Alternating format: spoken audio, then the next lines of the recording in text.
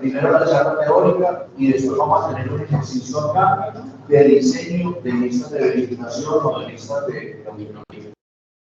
Mañana vamos a hacer un ejercicio de simulación. Si vamos a ir a los servicios o a las áreas en las que ustedes les hicieron la lista de verificación y vamos a ir a aplicar esas listas de chequeo. Vamos a ir como si fuéramos a hacer una auditoría. Vamos a tener reunión de apertura en el área donde estamos. Vamos a preguntar, mirar, revisar documentos, etcétera, todo lo que se hace en una auditoría.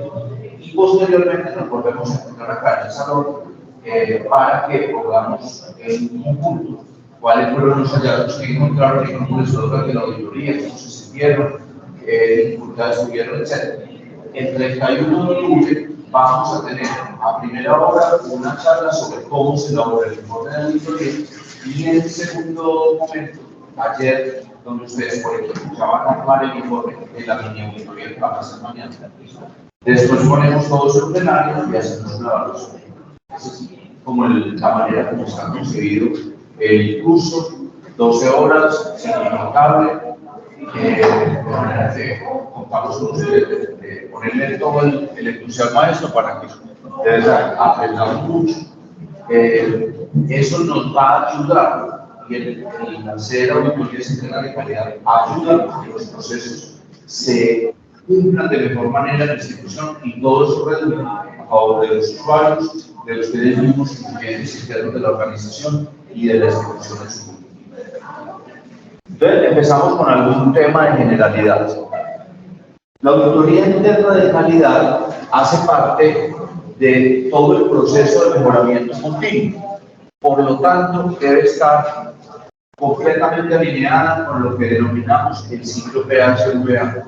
El ciclo PHVA es la sigla que indica planear, hacer, verificar y actuar. El mover ese ciclo repetidamente en las instituciones conduce al mejoramiento continuo. Entonces, cuando estamos hablando de gestión de procesos, en la gestión de procesos, que es lo que hacemos en las instituciones, lo primero que se hace es el planear.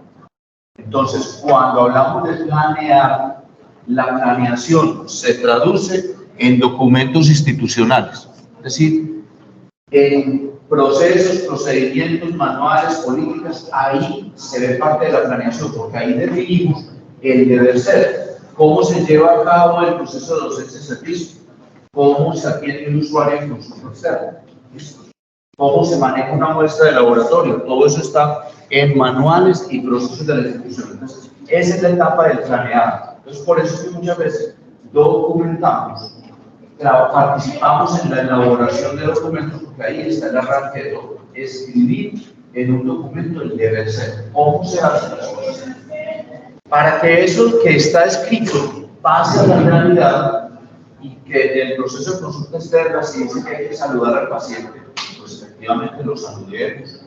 Que si en el procedimiento dice que hay que verificar la identidad del paciente con documento a la mano, pues efectivamente hagamos eso. Para eso es necesario implementar, es decir, socializar, dar a conocer lo que está escrito, entrenar al personal, porque a veces hay cosas que uno las lee y uno las entiende y dice, listo, sí la voy a hacer, pero hay otras cosas que a veces son un poquito más complicadas y requieren un entrenamiento, procesos que son más técnicos, y por técnico no me refiero únicamente a porque son procesos asistenciales. Puede haber procesos de limpieza y desinfección, son muy técnicos. El cómo se prepara una sustancia para desinfección. Y que no ocurra como cuando veo uno a veces por ahí que va uno a preguntar ¿con qué, como me pasó una vez en la institución, con qué se desinfecta el instrumental después de una cirugía? Entonces me dicen, con hipoclorito de 5.000 partes por millón. Así lo dicen los manuales. Bien, lo dejamos disuelto en agua con hipoclorito de 5.000 partes por millón. Venga, ¿y cómo preparan el hipoclorito de 5.000 partes por millón? Y le dice a uno, hecho en esta bandeja, agüita, más o menos hasta aquí, y esto es un chorrito de hipoclorito. Sí, ya ahí es donde falta el entrenamiento. Entonces, hay que darle las herramientas a la gente de cómo se mide, cómo son las sustancias, las cantidades. Entonces, eso en todos los procesos puede pasar. Entonces, implementar es eso que está escrito, socializarlo, capacitar a la gente cómo se lleva a cabo el procedimiento y, si fuera necesario, entrenarlo para que luego la gente se vaya a ejecutar, a hacer las cosas como están escritas. Entonces, estos dos pasitos de acá, el implementar y el ejecutar, es lo que en el ciclo PHBA llamamos el hacer. Entonces, aquí está el planear, escribir cómo es el deber ser, luego el hacer, que es primero implemente, entrene a la gente para que la gente haga las cosas como se debe. Sin embargo, eso suena muy bonito en la teoría, en la práctica no es tan fácil. En la práctica, lo que vemos en la realidad de todas las instituciones y en los distintos sectores es que usted escribe cosas muy bonitas, usted se las socializa, usted entrena a la gente y no siempre la gente hace las cosas como debiera. Somos víctimas, por ejemplo, en muchas instituciones que conozco de una problemática en casi todas las actividades, en casi todos los procedimientos de admisión. Se dice, hay una actividad muy clarita, actualice la información del usuario. Yo estoy frente a un usuario, debo verificar, su número de teléfono todavía está, su dirección todavía está. Deje el nombre de algún familiar, entonces yo tengo que verificar que esa información sigue siendo correcta. La gente, normalmente, en los sociedades de admisiones, muchas instituciones se saltan ese paso, porque tengan muchos pacientes, porque te pereza, porque se me olvida. Las razones son múltiples. ¿Listo? Y entonces, como consecuencia de que esa actividad no se hace, viene después un perjuicio para una, afecta negativamente los costos de la institución. Vamos a llamar al paciente para cancelarle o aplazarle la cita. No, el número ya no es. No, yo ya no vivo acá. Entonces, ya no localiza uno al paciente, el paciente viene, pierde la avenida, no se puede usar. Ese es más fácil. Pues, ¿por qué? Porque un procedimiento, una actividad pequeñita de un procedimiento, no la saltamos. ¿Era porque no estaba escrita? No, está escrita. No se la habían comentado, no lo habían entrenado, se había hecho, pero no lo hace. Ahí es donde cobra toda su importancia el paso de verificar. Y a este paso de verificar es que vamos a dedicar esta capacitación. Verificar. ¿Cómo verificamos? Mediante la auditoría. Entonces, la auditoría, en pocas palabras, lo que nos lleva es, después de que ya hemos agotado estos pasos, después de que ya el proceso se escribió y se socializó al personal, vamos a ir a mirar si se están haciendo las cosas como se deben hacer. Eso se trata la auditoría. De ver que las cosas se están haciendo como están escritas. De aquí sale un informe. Sale un informe de la auditoría que dice qué estamos haciendo bien y en qué estamos fallando. Y con base en ese que estamos fallando y en unas recomendaciones que habrá en el informe, viene el actual. Es decir, ahí es donde entramos a reforzar conceptos, a preguntarnos por qué no están haciendo esto, por qué no están haciendo aquello, por qué están llenando mal tal documento, por qué tal cosa que se decía que se hiciera así, la estamos haciendo de otra manera. Y ahí puede ser que algunas cosas nos digan, este proceso no era claro, entonces ya el ciclo vuelve y arranca. Venga, ajuste la documentación. O es que esta personita que auditamos ese día, ella no había estado en la capacitación porque es que estaba recién llegada y en la inducción no le contaron eso. Entonces, venga, hay que reforzar. Entonces, el ciclo vuelve y corre y seguimos verificando. A medida que le vamos dando vuelta a ese ciclo PHBA, las cosas mejoran. Entonces, estamos claros en el concepto ciclo PHBA y el papel que cumple la auditoría dentro de ese ciclo PHBA. Un ejemplo de PHBA en la vida cotidiana. Esta niña que ustedes ven en pantalla tiene una red social y ella dijo, voy a maquillarme, le voy a tomar una foto bien bonita y la voy a publicar a ver si consigo siquiera unos 100 likes. Ella publicó su foto, se maquilló bonito, puso y le salen 9 likes. Planeó, actuó, pero al verificar el resultado no se lo esperaba. ¿Qué tiene que hacer? No sé cómo lo hace. ¿Qué es lo que tiene que hacer? No sé cómo lo hace. No, entonces ella actúa, toca actuar. Entonces ella, como ustedes ven en pantalla, se salió el maquillaje, vea, se puso una sombra más bonita, se delineó mejor los labios. Sí, la de eso, las cejas se las bajó más. Eso, entonces, mire, claro, entonces ya mejoró su maquillaje y como resultado 166 años. 68 funcionó. Uno planea, hace, verifica. Si al verificar las cosas hay que actuar, tomar decisiones. Entonces, muy bien. Y el resultado se vio. Tú estabas por el lado sabiendo. No mejoró. No mejoró mucho.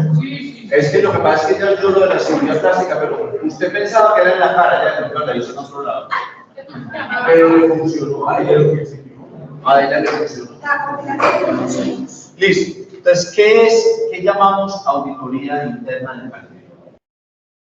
La auditoría de calidad, la auditoría interna de calidad es pues, ni una ciencia ni un arte, es una disciplina. Cuando hablamos de una disciplina, es una metodología que tiene unas herramientas, unos instrumentos.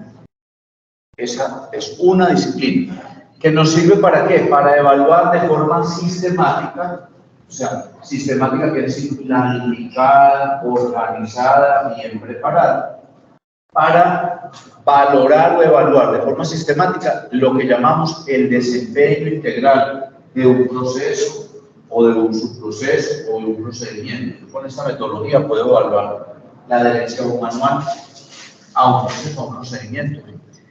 En una sola entidad, en un servicio, en una entidad concreta o en un conjunto de entidades, una red de servicios, etc. El alcance uno lo define en la auditoría, pero siempre teniendo en cuenta esto, con base en criterios predeterminados.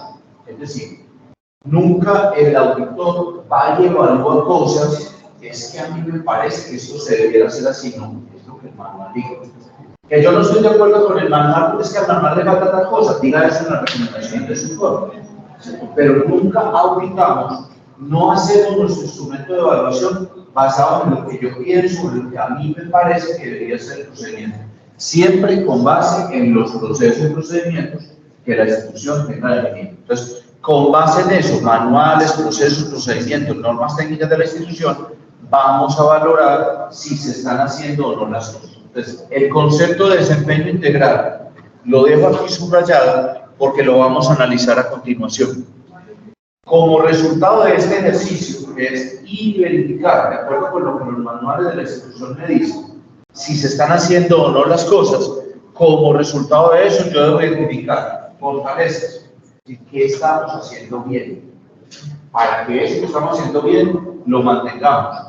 En auditoría la auditoría no es una disciplina o una herramienta para darle mano a la gente, ni para hacer que rueden a veces, ni para acusarlos unos a otros, ni para dañar el clima de la organización.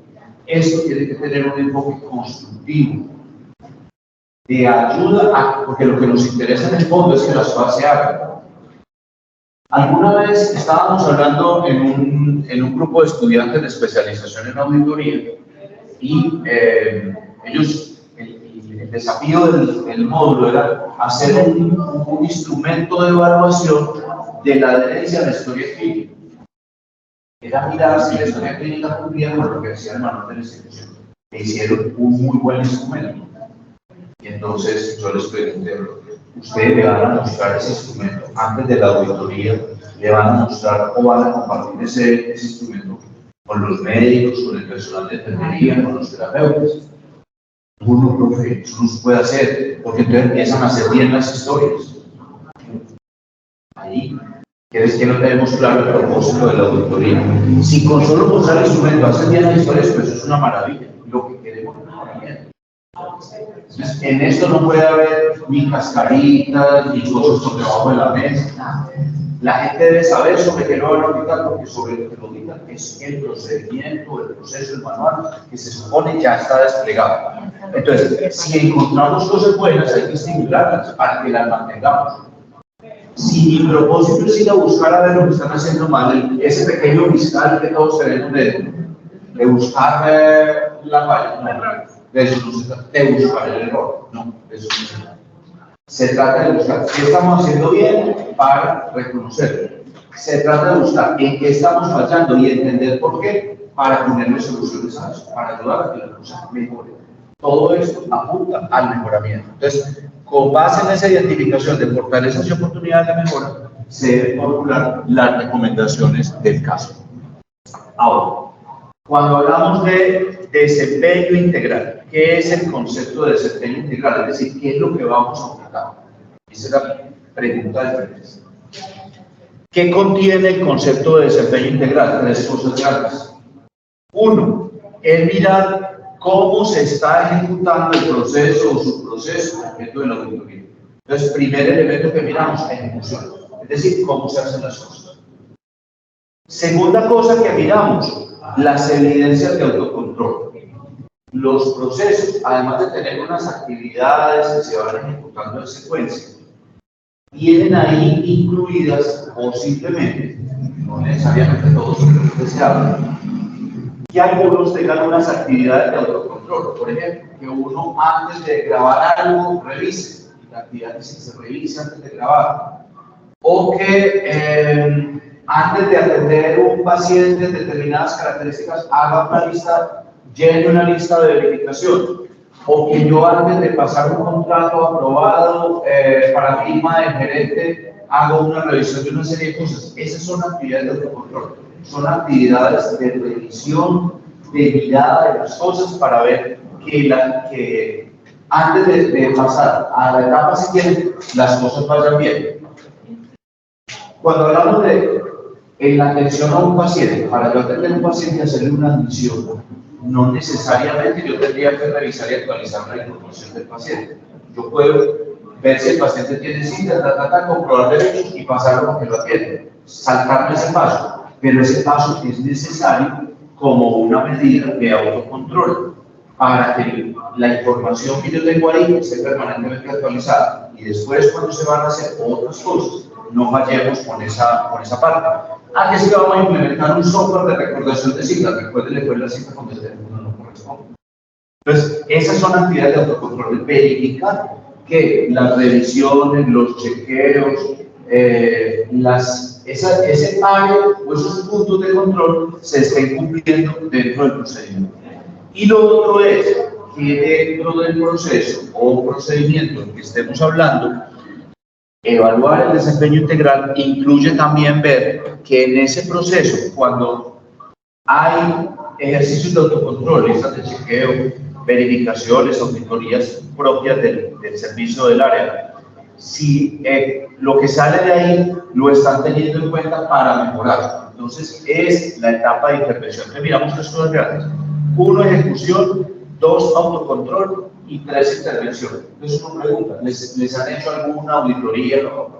Sí, nos hicieron una auditoría de la Secretaría de Salud, nos hicieron una auditoría del área de calidad, Control Interno nos hizo una auditoría, o vinieron de la EPS. Bueno, ¿qué hicieron? Muestran el informe y a partir de ese informe, ¿qué hicieron? Ahí estamos mostrando que el proceso tiene esa capacidad de intervenir a partir de sus propios resultados, de sus propias evaluaciones, de sus indicadores, y de las auditorías que le hagan, y a partir de eso es capaz de mejorar. Entonces vamos a desarrollar un poquito más esas tres etapas y a mirarle componentes específicos a cada una de ellas.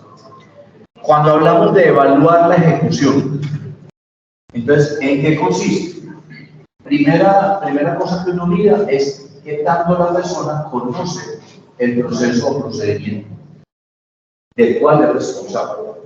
Entonces, una de las cosas es, bueno, entonces les digo que estas presentaciones se las envíen a la doctora Cecilia, yo ahora también las tiene, de manera que están disponibles para ustedes, se las pueden compartir, o ya ustedes, por los correos electrónicos que tengan, o desde los convocaron, ustedes pueden acceder a eso.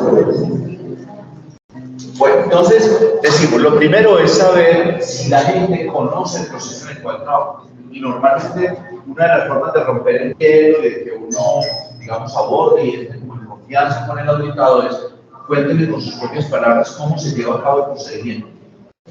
Ojo, no es que nosotros no lo sepamos.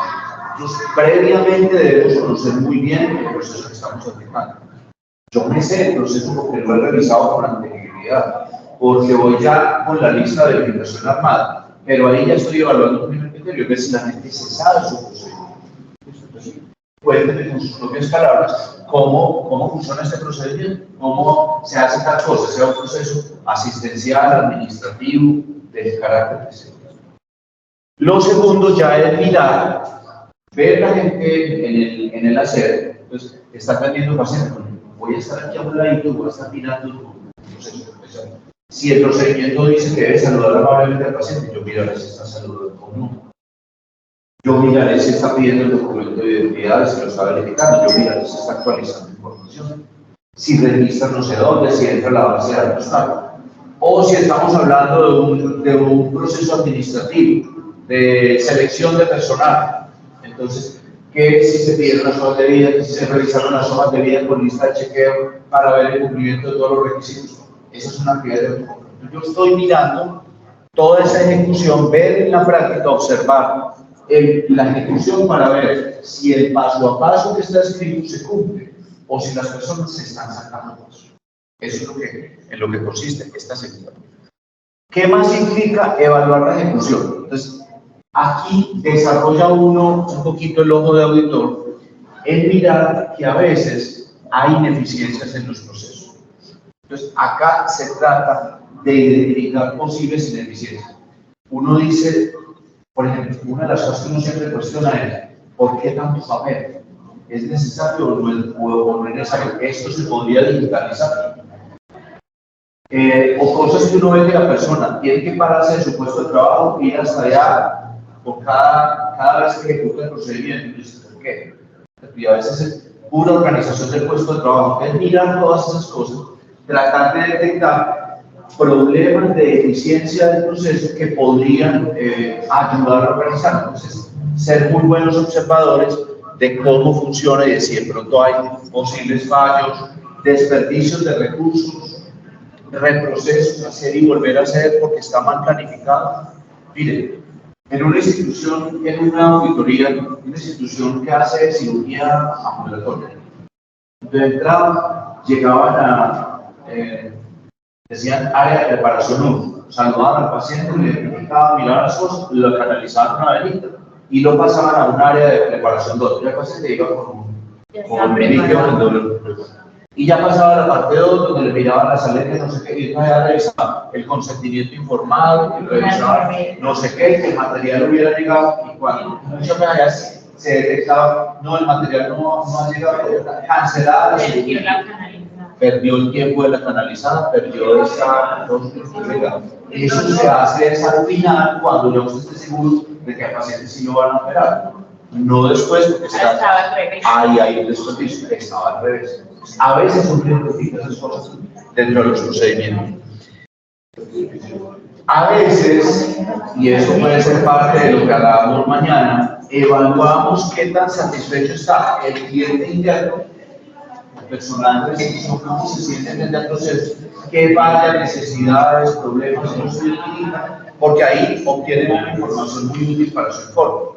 O también, aparte de después ver de los pacientes atendidos, si estamos hablando de clientes externos, o de los estudiantes, si estuviéramos mirando ese servicio, ver los clientes externos del proceso, a ver cómo se sienten frente a la atención, frente al servicio, qué sugerencias le harían a la organización, porque ahí obtiene una información importante. Y lo otro es mirar, validar generación de soportes. Es de Alejandro. Porque parte de lo que hacemos, todo proceso, procedimiento, sea asistencial, administrativo, genera información. Genera información porque entra en un sistema de información, entra en una plataforma, los datos que estamos obteniendo, o genera documentos físicos.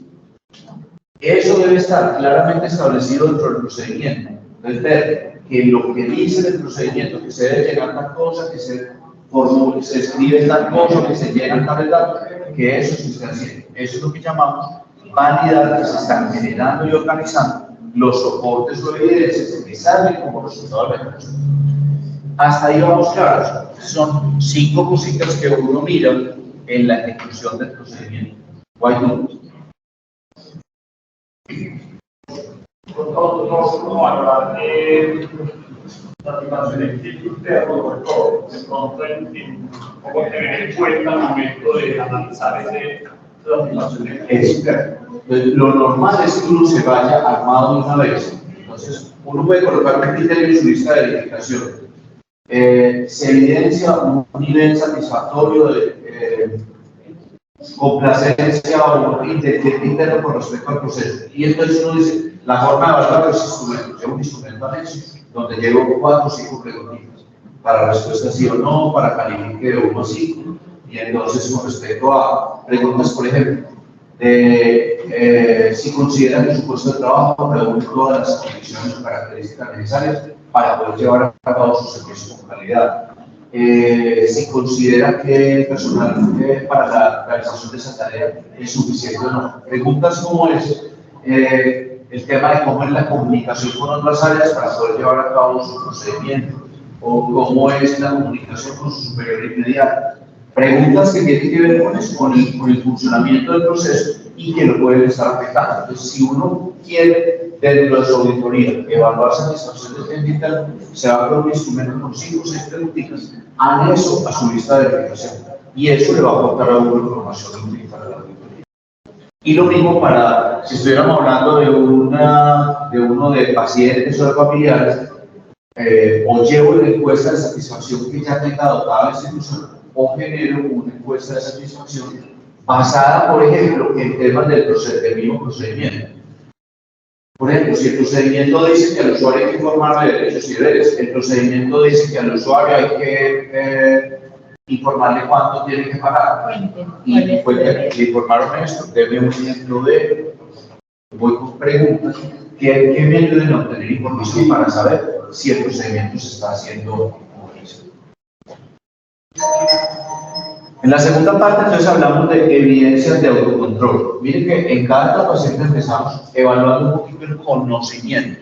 Entonces, una cosa que uno puede preguntar para lo del autocontrol es, y obviamente, dependiendo de qué tan fuerte está en la institución, su modelo de gestión de riesgo. Si la institución ya tiene establecida una metodología de riesgo, si sabemos que cada proceso ya tiene sus riesgos identificados y que esos riesgos fueron socializados al personal, entonces empecemos por focarlos.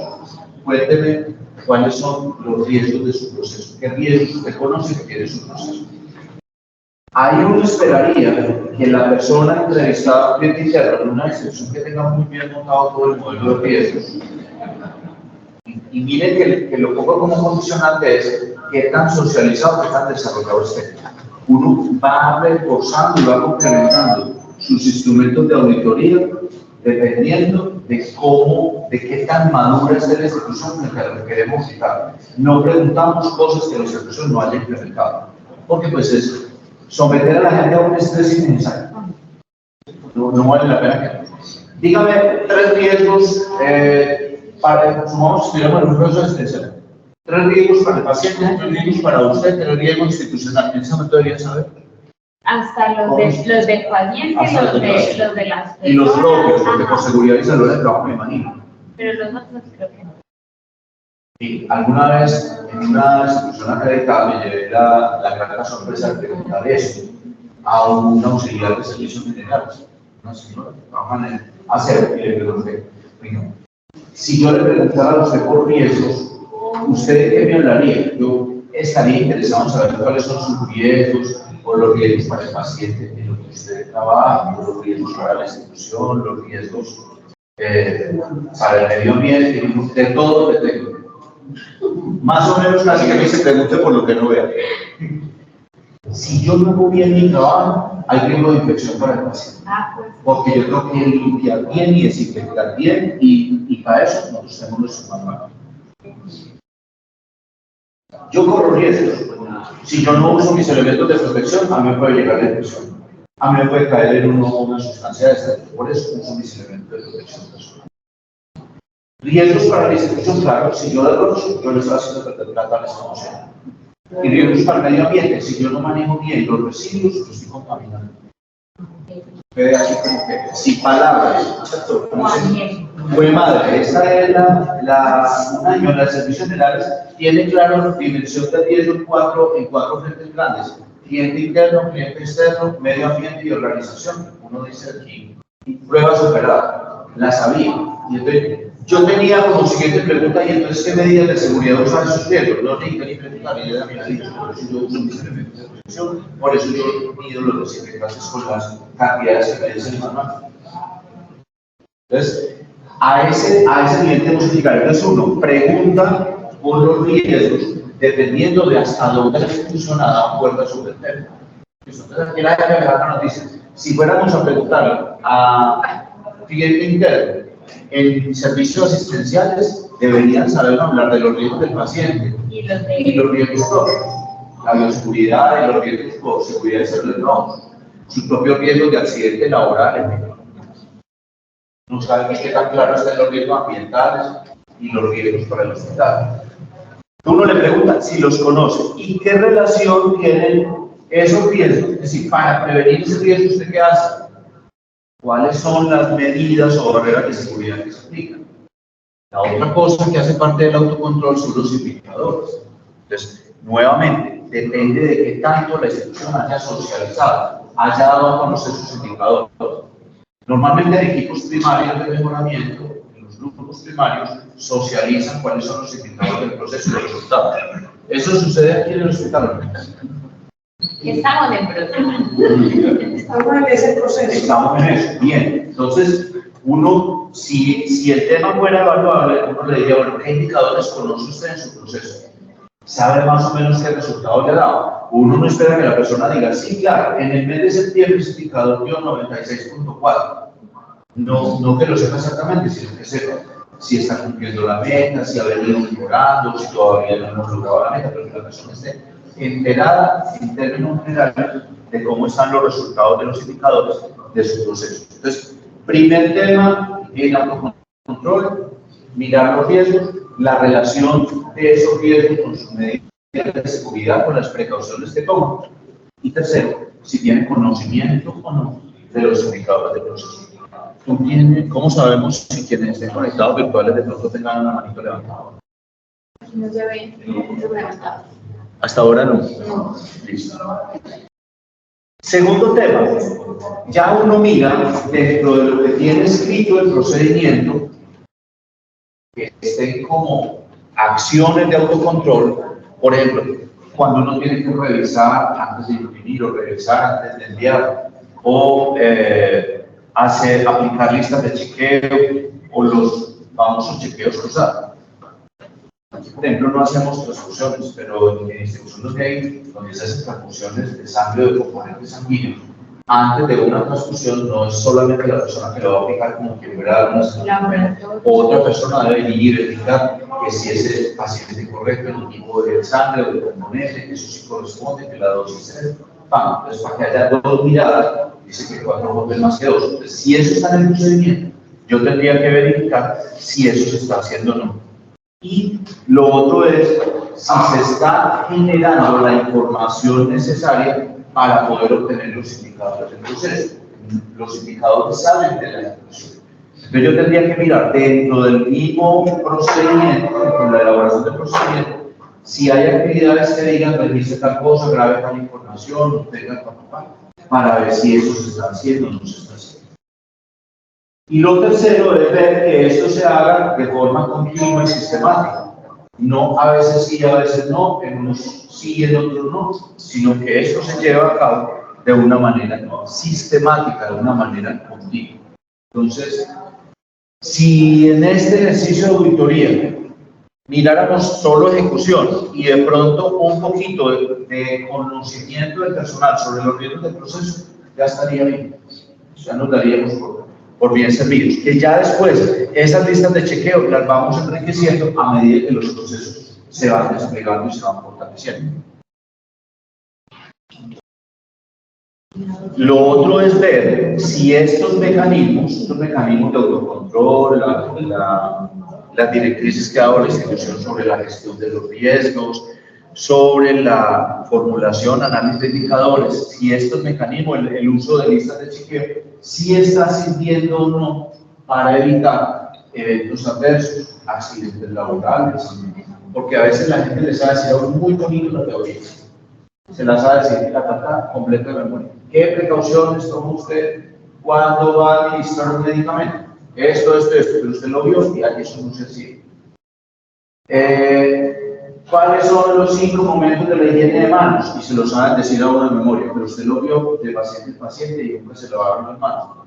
Entonces, hay que mirar que efectivamente no solamente las cosas se sepan, que es un tema de conocimiento, sino que se hagan y que ese hacer conduzca a resultados. ¿Qué indicadores tenemos o qué datos tenemos que nos muestran que esos riesgos que queremos evitar no se están presentando? Ahí sería el tema autotutela. Y lo otro es mirar la capacidad que tiene el proceso de intervenir. ¿Intervenir con qué? Es decir, de tomar decisiones de mejoramiento cuando nos sale un resultado negativo de un indicador, cuando nos llega un informe de una auditoría interna o externa, evidencias de que eso está haciendo. Entonces, si en el procedimiento hay equipo primario, hay comités involucrados ahí, revisar las actas de esos grupos de trabajo para mirar si las actas reflejan efectivamente esta capacidad de análisis de resultados y de toma de decisiones. Ver que no simplemente queden como compromisos en actas, sino que eso se lleva a planes y que esos planes se están ejecutando. Entonces, solicitar esas evidencias de esos planes de mejoramiento. Mirar cuando hay indicadores, entonces venimos trabajando un modelo de ficha técnica de indicador muy chévere, con espacio para que se analicen los resultados de los indicadores y directrices de cómo se analizan. Es decir, más adelante en el proceso, cuando esto ya esté mucho más desplegado y apropiado, vamos a verificar que sí se estén analizando los indicadores conforme a las directrices que ha dado la institución y que cuando encontremos brechas, cuando el resultado del indicador no sea el esperado, efectivamente se vea toma de decisiones, no que simplemente miramos el resultado, analizamos, dijimos eso se debe a tal cosa, pero no hicimos nada. O sea, análisis y toma de decisiones a partir de los indicadores. Entonces, análisis y toma de decisiones a partir de auditorías, análisis y toma de decisiones a partir de indicadores y que los indicadores de ese proceso, de procedimiento, vayan hacia la forma. ¿Listo? Eso no quiere decir que cada que lo midan esté mejor que la vez pasada, eso sería muy rico, pero en la vida real no es así. A veces hay bajones y esos bajones tienen explicaciones. Ver cómo están los resultados de los indicadores. La pregunta que uno haría es: ¿qué indicadores tiene este proceso? O si los indicadores, conocemos los indicadores, cuáles son los indicadores, muéstrame las mediciones, evaluar que esas mediciones estén al día y estén bien analizadas. Entonces, es parte de lo que uno evalúa en la intervención. Hasta ahí vamos claro. Entonces, ahí hemos visto 3 componentes grandes que hacen parte de lo que llamamos evaluar el desempeño integral de un proceso o procedimiento. Evaluar la ejecución en tiempo real, conocimiento y aplicación de lo que me dice el procedimiento. Segundo, evaluar las conductas de autocontrol, que las personas en el procedimiento sí estén realizando todas las actividades como lo manda el procedimiento para evitar fallas o errores, que se estén generando y analizando indicadores, etc. Y tercero, la capacidad de intervenir a partir de las auditorías, de los indicadores. ¿Preguntas o dudas hasta ahí? La idea es que uno use este derrotero para armar su lista de indicaciones. Entonces, vamos con este derrotero con el procedimiento. Señorita. Porque yo, pues, si uno no cumple como con todos los procesos, si uno no tiene hasta donde ellos lleguen, uno pregunta hasta donde la institución ha llegado. Y eso sería más adelante complementamos.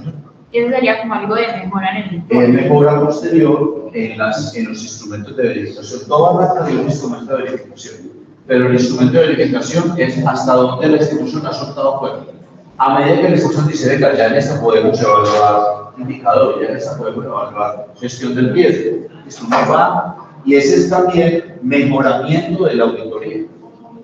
En principio suavecito y cada vez vamos apretando más de acuerdo con lo que la institución ha dado. Y eso es lo que ayuda a que la institución alcance niveles superiores. Otras inquietudes o dudas. Entonces, eso no lo vamos a calibrar ahora en el ejercicio, es a no preguntar cosas que estén por allá en esta pero vamos a preguntar lo que es hoy en día, y ustedes solo tienen conocimiento, de saber hasta dónde podemos llegar. No vamos a preguntar cosas extravagantes. Empezamos poco a poco, con maña. Bueno, unos comentarios sobre actitudes y conductas que uno debe tener en cuenta durante la auditoría. Entonces, lo primero, puntualidad. Si aún las auditorías internas de calidad son anunciadas. Sí, en el proceso deben saber, la idea es que esta tarde, cuando ya definamos a cuáles procesos vamos a ir, esa misma tarde, ustedes le informen al líder del proceso que mañana, como parte de un ejercicio, de una práctica, vamos a hacer una simulación de auditoría, que vamos a estar allá, llegando entre 8 y 8 y media de la mañana, para que por favor no nos den el apoyo. Toda auditoría sin voto. Pero entonces nosotros debemos cumplir eso. Si yo digo vamos a estar allá mañana 8, 8 y media, llegamos a las 10 y media de la mañana, mal. Dijimos 8, 8 y media y no aparecimos, mal. Esas son las hace la dirección. Otra actividad sensorial es lo que pasa. Listo. Entonces, auditoría interna de calidad debe caracterizarse por su puntualidad, trato respetuoso y cortés. Parece que lo cortés no quita lo valiente. Somos de la misma institución. Estamos buscando oportunidades de mejora, no errores, fallas, para poder caer con todo el peso de la ley. ¿Listo? No somos fiscalía, procuraduría, ni nada. Somos la propia institución buscando cómo mejorar. De manera que el clima de respeto debe caracterizar todo el ejercicio. Hay un aforismo en eso que dice suave con las personas, duro con el proceso. Al que hay que darle duro es el proceso, en el sentido de que lo que nos falta diseñar, qué herramienta hay que poner, cómo lo organizamos. Pero con las personas trato respetuoso, con guantecito de ser. Fomento de un clima de colaboración. Si nosotros llegamos con arrogancia, si nosotros llegamos como es que yo soy el chacho de la película, créanme que la gente se va a observar y no te van a dar el apoyo ni la información que necesitamos. Entonces, no es información para mejorar, vamos con calidez ahora. Tampoco una atmósfera pues de payasada, de gabinería, como para que la auditoría se nos vea controlada, de poco. Hay que ponerle a eso seriedad, pero con amabilidad. Respetuosos de los auditados, indicando qué es lo que vamos a hacer, cómo vamos a trabajar, qué es lo que nos interesa. Listo. Enfoque hacia el análisis de los procesos, no a la descalificación de las personas. A veces uno tiene la tendencia a creer, es que claro, es por la persona que está ahí. Es que eso antes, cuando lo hacía Peranito o su camina, eso antes era muy distinto, pero es que esta muchacha es muy desordenada, sin entrar en descalificaciones de personas. Los procesos se analizan y se mejoran independientemente de las personas que estén ahí. Porque para eso la institución tiene un proceso de selección y tiene unos procesos de evaluación de desempeño. Nosotros no vamos a fines de evaluación de desempeño de las personas. Vamos a mirar la adherencia al proceso y a entender cuando hay brechas, por qué no se está dando esa adherencia, qué factores están determinando eso, si es que nos falta entrenamiento, si es que nos falta claridad, si es que nos estamos dando las herramientas para que las cosas sean bien, pero sin entrar a descalificar personas. Y recuerden esto, auditar es sinónimo de escuchar. La palabra auditoría viene de la misma raíz de conducto auditivo, y eso indica que cuando estamos entrevistando a alguien, no estamos solo pensando en la siguiente pregunta, sino que yo estoy escuchando la respuesta. En la respuesta de la gente encontramos a veces las causas de los problemas, los malestares que tiene la institución, las situaciones que se están moviendo para poder mejorar. Escuchar también implica escuchar el entorno, los clientes externos, ver el día a día de lo que pasa. Entonces a veces ve uno, le pasa el elefante por el frente, pero uno está tan concentrado en su instrumento que ni lo vio. Entonces hay que estar atentos a todas las situaciones durante el momento que estamos auditando. Si hubiera algún hallazgo que no está dentro de la clase de la auditoría, pero que es llamativo, tomen nota de eso, porque eso habrá que describirlo en el informe como hallazgos incidentales de la auditoría. Puede ser que esté mirando una cosa que no tenga nada que ver con seguridad del paciente. Pero si yo veo que a un paciente por X razón lo pusieron en riesgo, yo tomo, pues soluciono el tema ya de entrada y tomo nota de esa situación de riesgo para que eso también se le desencadene en acciones mejores.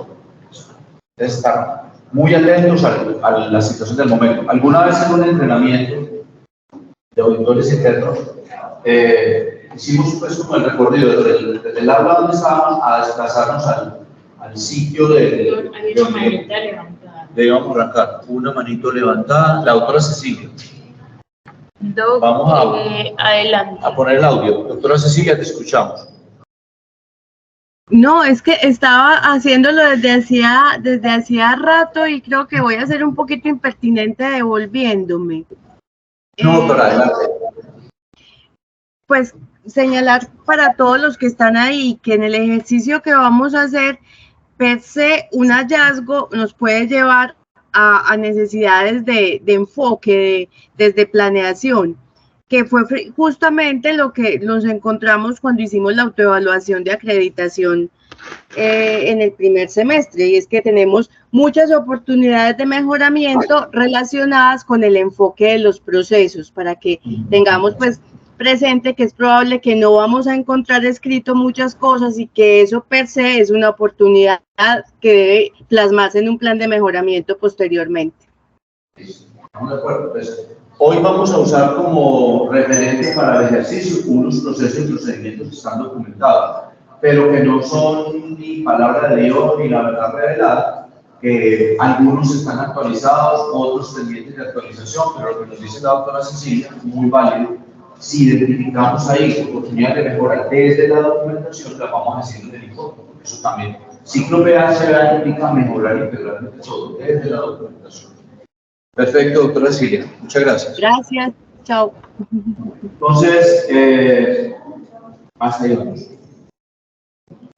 Levantó la manito, yo creo que a los 2 minutos que yo pregunté, miremos si hay manito levantadas. Bueno, ahora unas recomendaciones específicas. Conocer el proceso auditado. Antes de yo ir a auditar, normalmente, uno como auditor interno de calidad de una institución nunca audita su propio proceso, que es el que uno normalmente conoce más.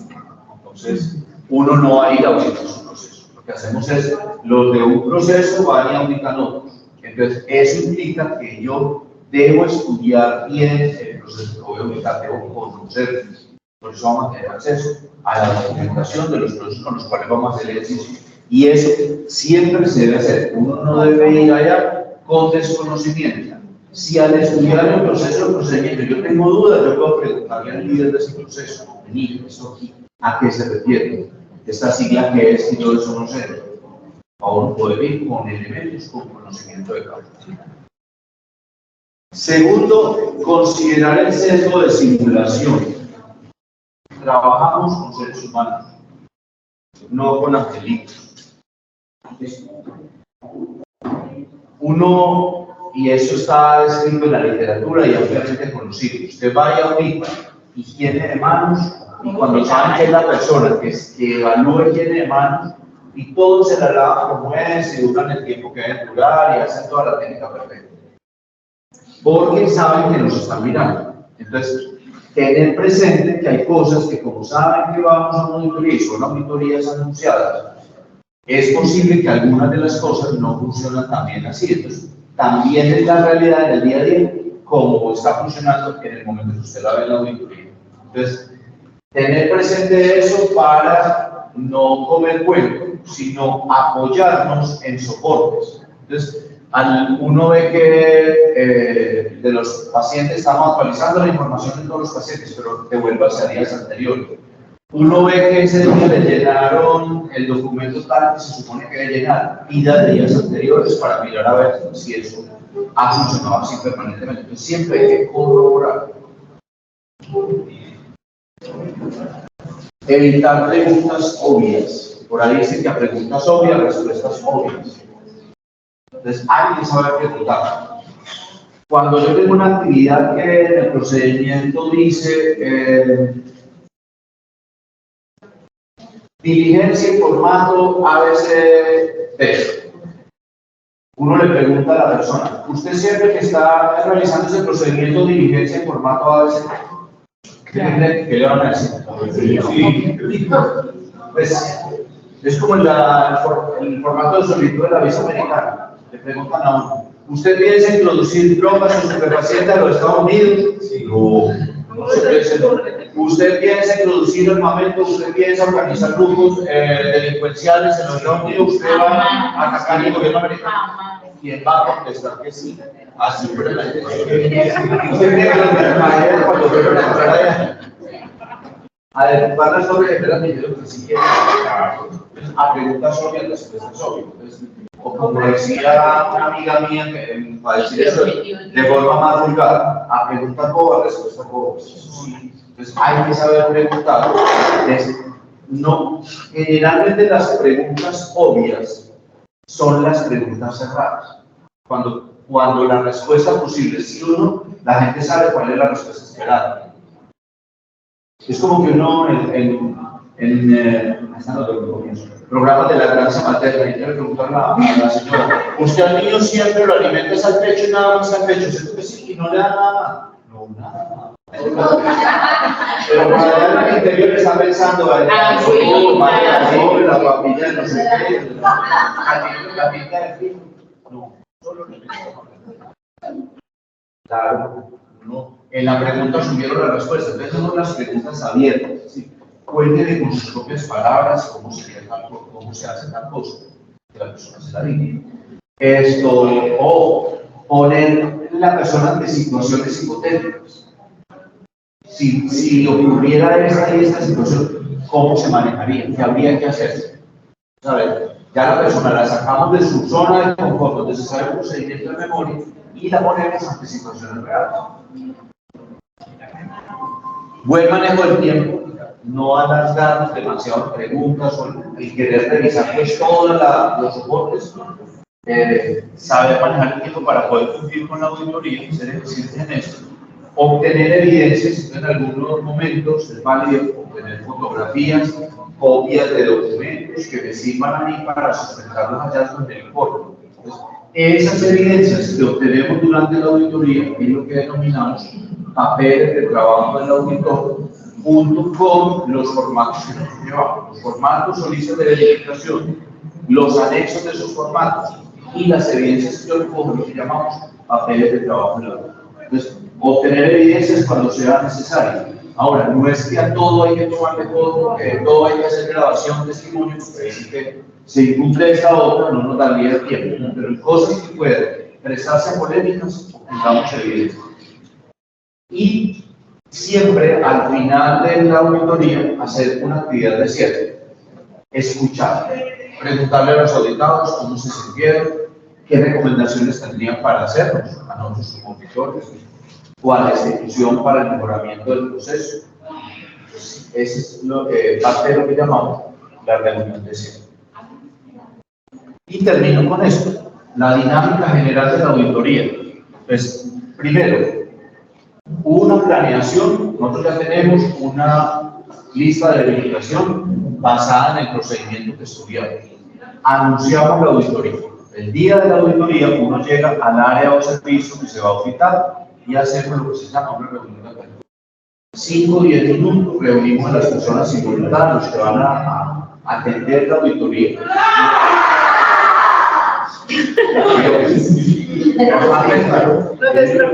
El líder del proceso debe estar ahí y las personas que ejecutan el proceso del procedimiento que vamos a auditar. Pues con ellos nos saludamos, nos presentamos, les explicamos el objetivo de la auditoría, qué pretendemos con eso.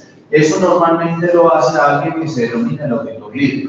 Entonces, dentro de los equipos que conformamos nosotros, ustedes van a definir quién va a ser el auditor líder. Ese auditor líder saluda, se presenta al equipo de auditoría, cuenta el objetivo de la auditoría, dice qué es lo que vamos a hacer y agradece la colaboración. Esa es una reunión de la auditoría.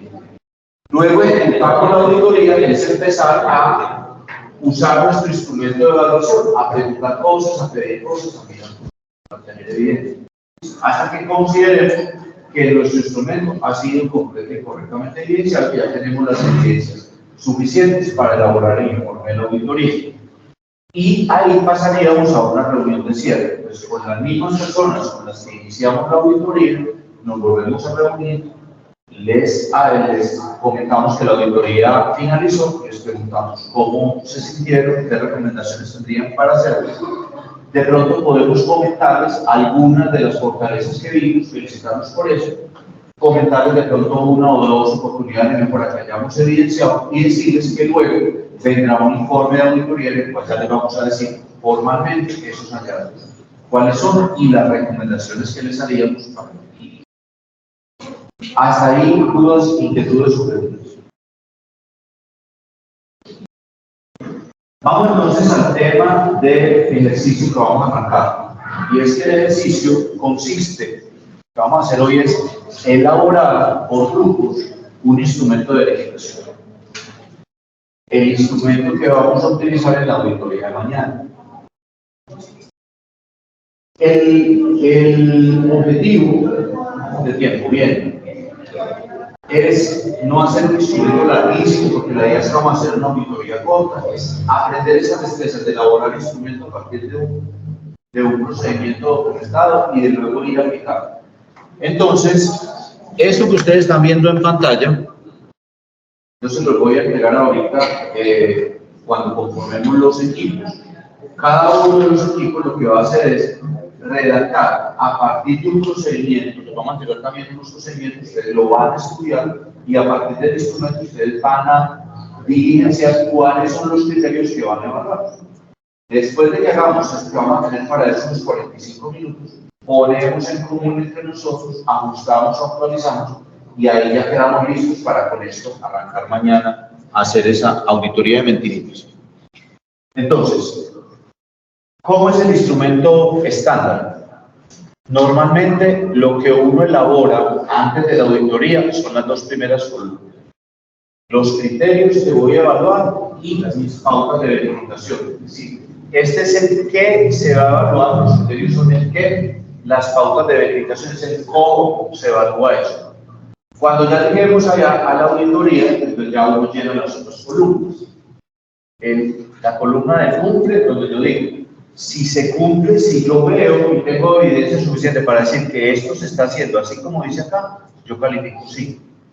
Si yo veo que hay unas brechas, hay unas fallas, que una cosa dice el documento y otra cosa es lo que se está haciendo, es decir, eso no se cumple, voy a calificar no, allá en la auditoría.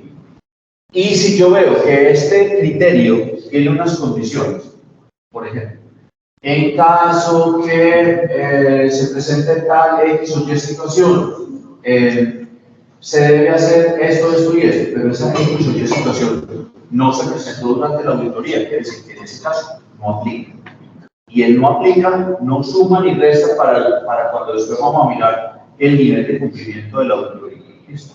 En caso de que yo tenga comentarios, los coloco aquí en observación durante la auditoría, lleno aquí mis comentarios, mis apreciaciones, que me sirvan para recordar cuando esté elaborando el informe. Y en referencia, sí, Ana.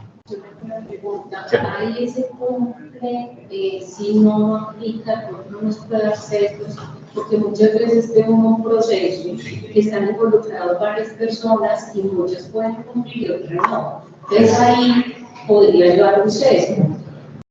Eso me parece muy válida la pregunta y enseguida le vamos a un ejemplo. Eso se resuelve con pautas de verificación.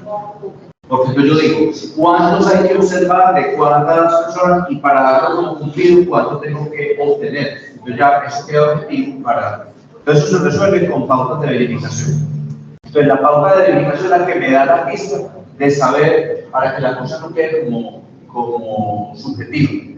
En esto, ojo que digamos que no hay lugar a lo que en alguna época estuvo de moda que decir cumple, no cumple o cumple parcialmente. Los cumplimientos parciales dan la objetividad de los instrumentos de auditoría.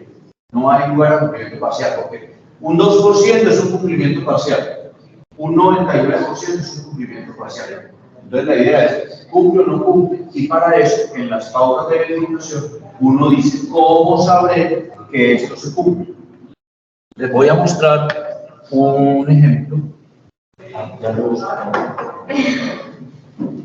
Un ejemplo de un instrumento de verificación diligencial.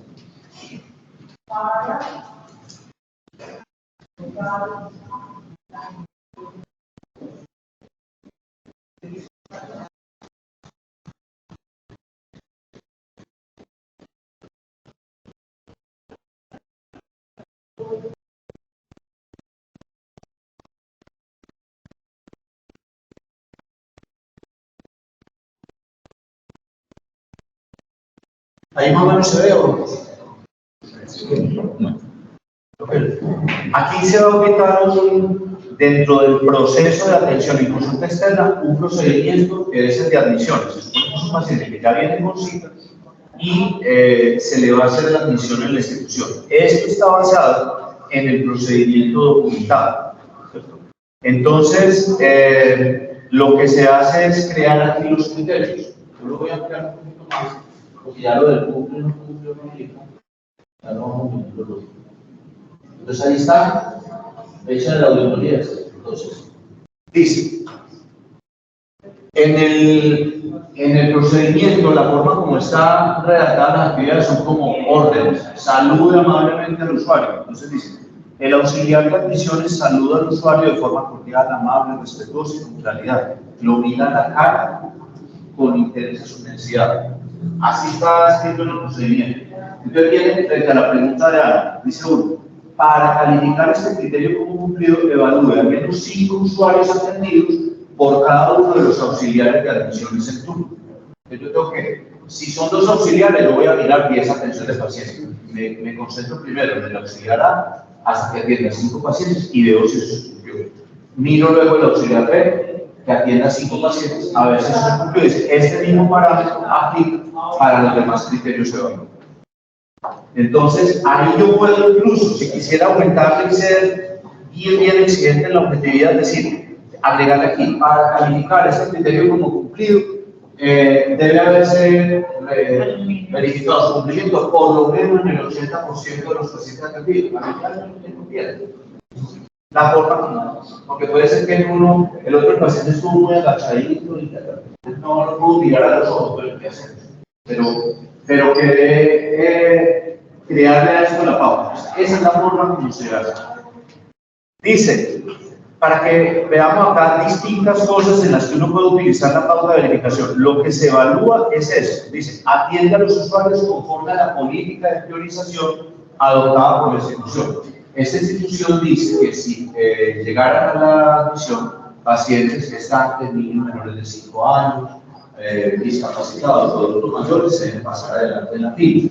Entonces, en pautas de verificación le dicen a uno, ver política de priorización en está en una parte de la intranet de la institución, ahí se coloca el link para que uno, el auditor, lo estudie. Solicita, ¿quién? El auxiliar de admisiones, solicita y verifica la documentación y efectúa el control redundante de la identificación del usuario. ¿Qué es eso de control redundante? Entonces dice, por cada usuario atendido se debe solicitar documento de identificación en forma física o digital, a fin de validar nombres y apellidos completos y número de documento de identidad. Estoy, con base en lo que dice el procedimiento, haciendo los criterios de lo que yo voy a evaluar. Y aquí doy explicaciones que aclaren cómo se evalúa